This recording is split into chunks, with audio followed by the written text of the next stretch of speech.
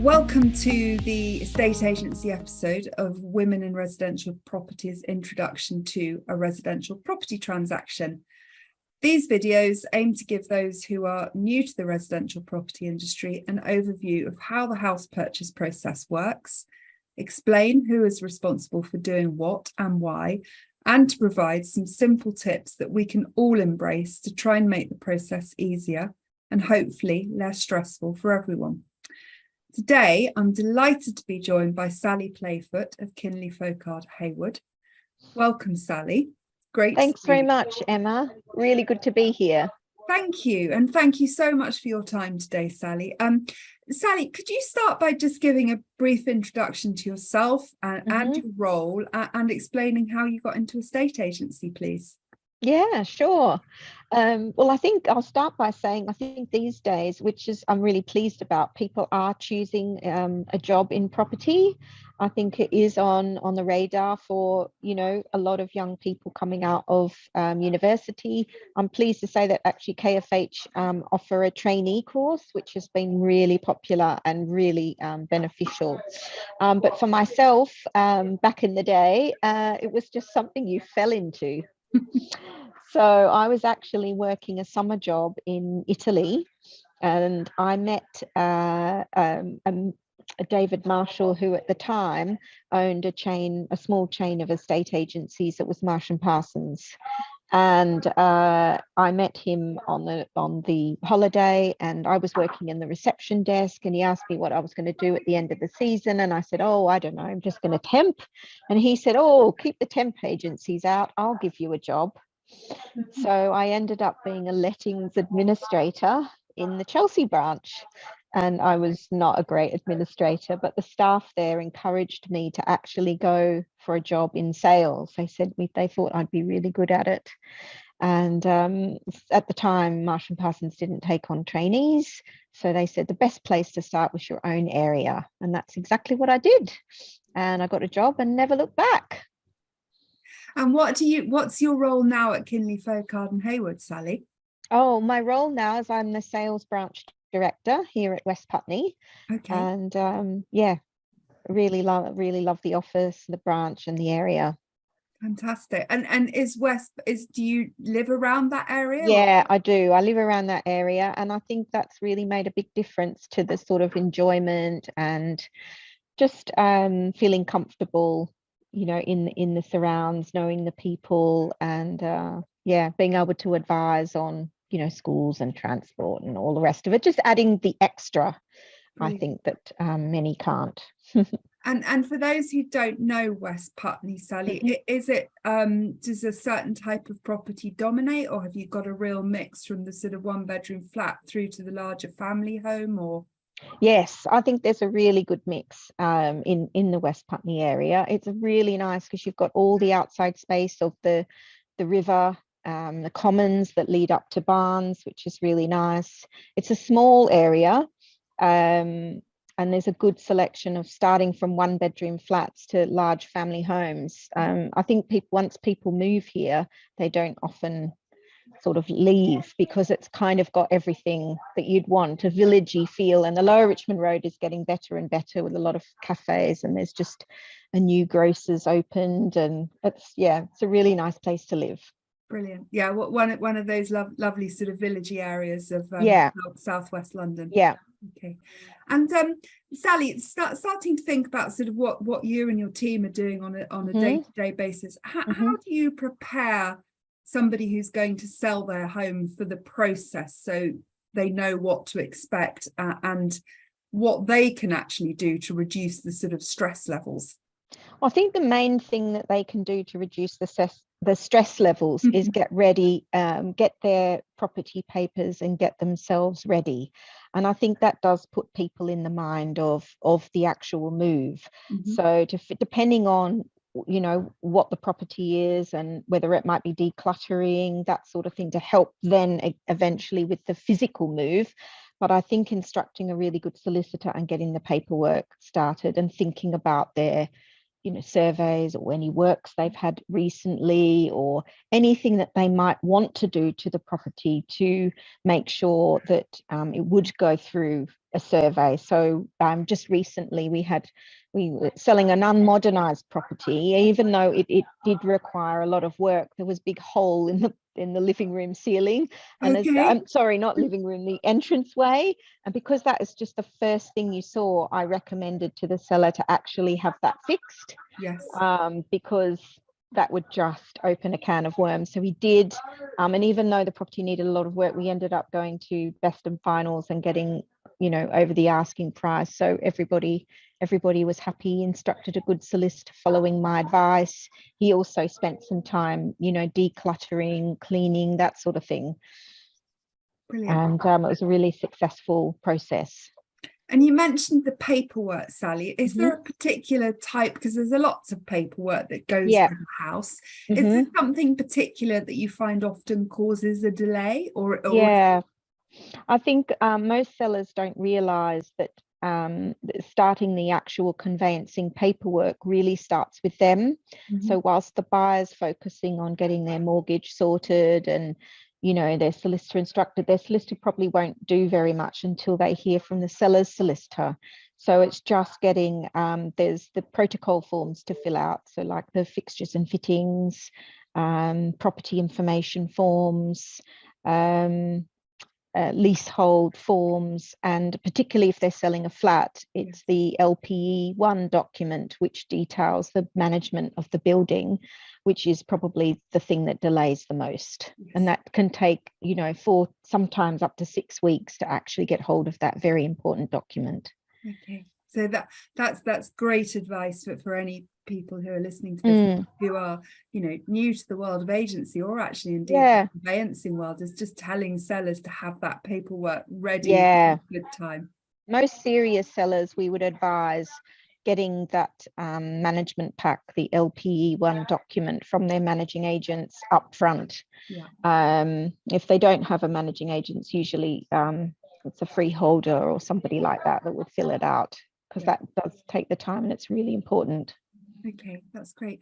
And we hear lots, Sally, for those people in the industry, about the complexities of chains. What if you were giving guidance to somebody who's recently joined the world of agency, what would you tell them about how to manage a chain effectively? Chains is all about communication.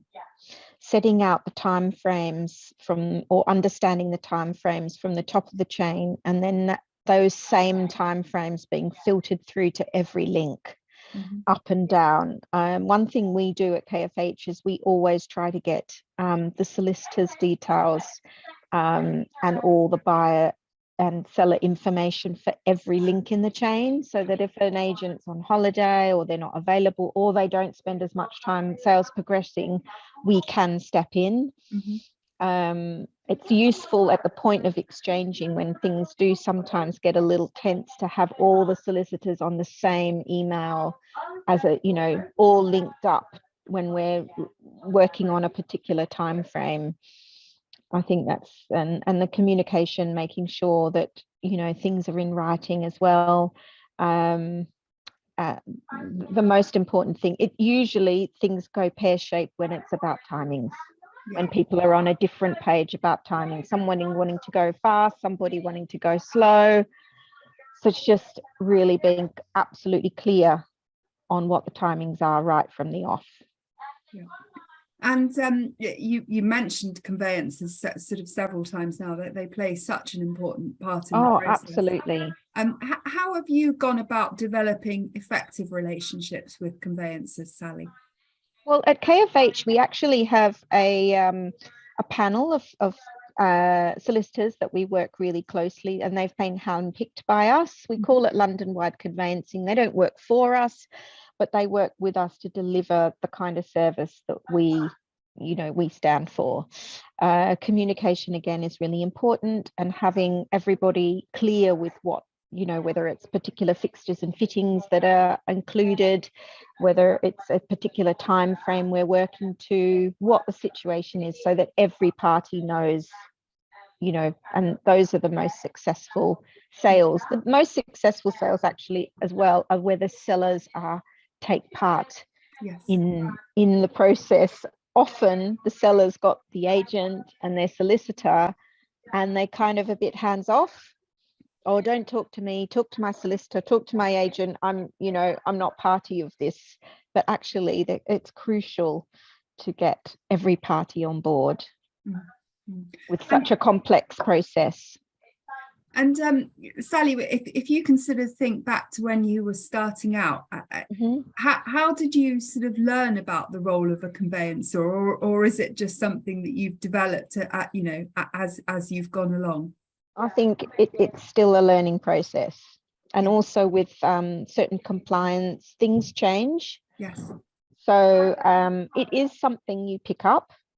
There are training courses, and KFH, we do our own in-house training. So there is training on this, but it really is experience. And all the time new scenarios come up that you haven't heard of. The beauty about having these panel solicitors that we work with is that we can reach out on the telephone and ask them to explain, why or what something's all about. And I think that never being afraid to ask a question, that's such an important thing. Yeah. And I think when people are coming into an industry and they're young, sometimes it's quite difficult because you're worried that you're going to ask a silly question. Yeah. There's no such thing as a silly question. No such thing as a silly question. I found the most effective way to communicate with solicitors, because in this, the conveyancers take on a lot of cases. Yes. And they often have a lot of paperwork, is to sort of bullet point questions to them, so that they can literally come back to you straight away and just say yes, no, or whatever. It's a lot quicker, and then you get the information you need without a lot of waffle in between. Yeah. And I think I'm right in saying, Sally, that your branch has got an amazing 5-star rating on Get Agents. Yeah, I'm really proud of that. It's brilliant. So what are your top tips for creating happy customers? Well, I think, again, I said communication. I think empathy as well goes a long way. Listening. We do have a very nice branch, a spacious branch by the river. So it's a nice place to offer people to actually come in. There's space, and, they can sit and have a chat. I think the other thing I do is I actually offer to go to somebody's home if there's something that's happened within the sale process, or something we need to talk about the day-to-day in trying to find a buyer for the property, or viewings, or whatever it is. So I do offer, my time, either by Zoom or in the branch, or I offered to go to people's houses. But my team are very, we do have very good systems in place with KFH, but also my team are, not afraid to pick up the phone. And think it's also being friendly. Yes. I know that sounds so basic, but just friendly, available, and not afraid to tell someone the truth. Which segues very neatly into our next question, which is, how do you relay bad news to a buyer or seller? Yeah, that's really difficult for anybody, and everybody's circumstances are difficult. But I've always been a really positive person, and I think that helps generally in sales.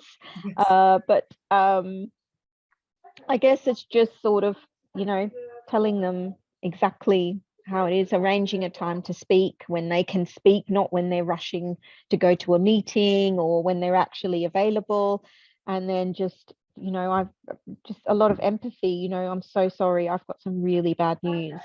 And then just say, look, unfortunately, this has happened, but we're here to help. And, whatever the result is, maybe it's a bad survey, in which case there are practical things that we can recommend that they might want to address, or whatever it might be. It might be mortgage. It's unusual, it happens with mortgage, but sometimes it does. Whatever the problem is, I'm sure that I can come out and try to help to turn the situation around and resolve whatever issue it is. So I think one of the key things you said there is that sort of trying to signpost some solutions. Yes, absolutely. I think that's important. And it's been lockdown has been challenging for everybody. Yeah. But I think thinking in the context of estate agency, I know we've had some really interesting times in terms of the capital gains tax holiday and very busy branches. So yeah. And I think that's led to some home buyers and sellers panicking. So how do you deal with somebody who's, either panicking or very distressed or just very difficult? Well, I think, it's just understanding from their point of view, sort of bringing everything back to their point of view when they put their property on the market. What was their aim and what were they hoping to do? Were they hoping to grab that property that they've fallen in love with? Were they is it a to move, or is it have to sell? So just understanding their position right from the word go, sort of talking through the steps and what's happened. It is a really stressful process, so I think it is really important to try and understand right from the off somebody's move and why they're moving. It is I've had many times when I've gone to valuations and the clients have said, oh, nobody's asked me that. So it's about the whole move, not just the selling of that property. So I think it's really sort of understanding what they're doing and what they're doing next and why. And so I have sometimes turned around to people and said, do you really need to sell? And they said, actually, I don't really need to sell. Well, what do you do? But I'd like to. So then it sort of changes the situation around. A lockdown was really difficult for everybody. No one could have predicted the frenzy when we opened the doors. And there were a lot of people chasing the stamp duty savings. But again, if you sort of break things down, you find out what the priority is. Some people really needed to save that money, and some people didn't. It was just a situation. So it was just really trying to find out what the facts were and work with that. And Sally, we've addressed all the questions we were going to address. Is there anything else you'd particularly like to cover, or you'd like to get across to our audience today? I think it's nice not to be thought of as a typical estate agent. I think we do work really hard and long hours, and we do a lot up front before there's any kind of payment or anything. Sometimes we do a lot of work, we don't get paid at all. But most of my clients are really happy with the efforts that I go to and my team. And I just enjoy helping people make a move. And it's lovely to hear that your team's hard work is rewarded with that 5-star rating. Yes. It's great to have validation, isn't it, and people saying thank you. Yeah, it really does mean a lot. We had I've got behind me, I've got sort of champagne and thank you cards and that, but the reviews really do mean an awful lot. The words people choose, and it really does. Yeah. And how do you have to prompt your customers to give reviews, Sally, or just do ask? I think if you don't ask, you don't get. I don't think it's in our culture. I mean, I'm Australian, but I don't think it's really in the British culture really sort of go out there and offer to write reviews. It's quite American, but or to recommend. So we do have to ask. Yeah. But once asked, most people are very willing to write a review. We explain that, the directors look at them and, it's a nice testimonial for us. Absolutely. And so important now that for most of us, we go online to find an agent, and that's right. We do look at those reviews. Yeah, absolutely. I look at Google reviews for everything. Yeah, absolutely. Okay, Sally, that's been absolutely brilliant. Thank you very, very much for your time today. My pleasure. And I know that everybody who's going to listen to this video is going to find the guidance that you've given really, really helpful, and very, very grateful for you for taking the time to do this recording.